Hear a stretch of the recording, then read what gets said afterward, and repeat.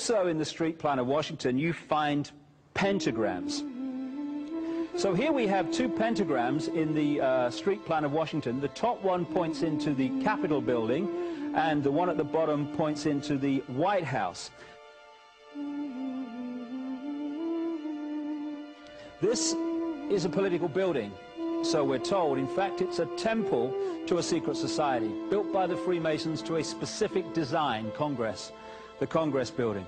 Where did it get its name from? Capitol Hill, from a sacred place of the Roman Brotherhood going way back called Capitoline Hill. And when Madeleine Albright, high priestess of this brotherhood, became Secretary of State, and she went across on her first overseas visit to Europe, she actually went to Rome and made an official visit, what for her would have been a pilgrimage to Capitoline Hill in Rome, and that's where we get Capitol Hill from. This is George Washington.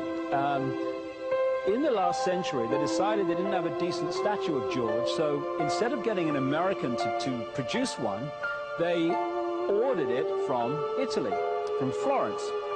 And when it arrived on the dockside, people were staggered, because here was George, the first president of the United States, depicted naked from the waist up with this cloth over his Bill Clinton's, and then pointing up one arm, pointing down the other. What's going on? Unless you realize where these people are coming from, it's inexplicable.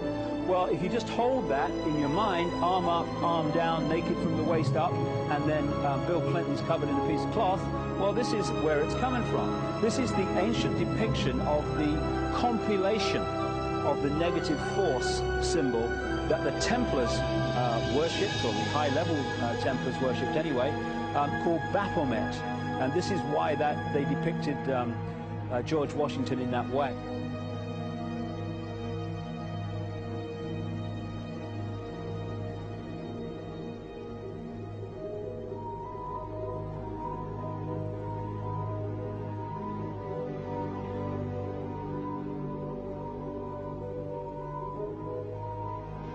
What has come to light is that it's now been, it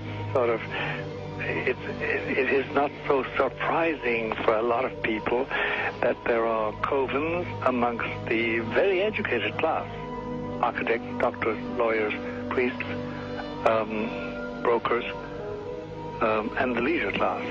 These are people who have made pacts with the devil.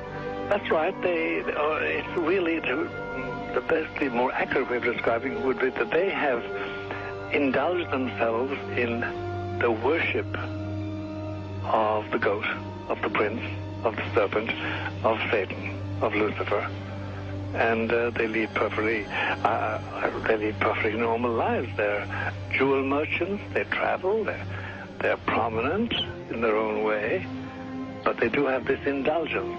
Father, here's a part of that I can never understand, that has never made sense to me, and that is, if somebody were to make a pact with the devil, then obviously the implication is if the devil is there to make a pact with them, to make a deal, to make their life, their short mortal life on earth, pleasurable, with money or women or travel, or more interesting, whatever it is they want. Yes. Then they are aware of the presence of the devil, and they are obviously aware then of the presence of God as well, and they nevertheless make a conscious, stupid, short-term, blind choice to take what they can get in this lifetime. And to embrace one, you must embrace the other. It's not like it's some wishy-washy person. I know you do. It is a very not easy to understand, except when you talk with them, when they let their hair down and peel grapes, as we say, and when they're on their way to being cured of what or healed is the proper word. You find that there's an exhilaration and a satisfaction which is both sensual and sexual and mental when they really indulge in Luciferian worship. There is a peculiar exhilaration. Like a drug, then? Yes, it's a peculiar exhilaration. And of course, the godly instincts in us all, the angelic in us all, because we all have something angelic and something godly, besides everything else, a lot of other negative things, that is quenched. And you find in them a horror of anything what we call sacred and holy or sacrosanct, or the idea of the idea of the sacred, of the awesome.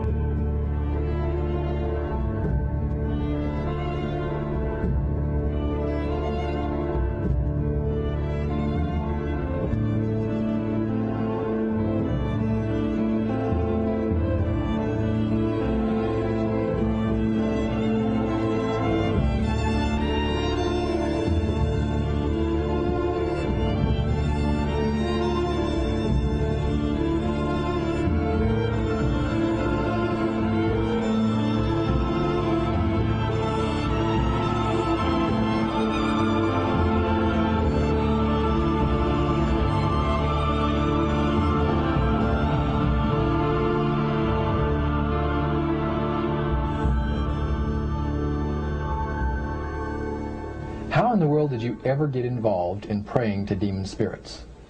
A fellow that had been on a particular ship with me, he told me, "Hey, I got something fantastic to tell you."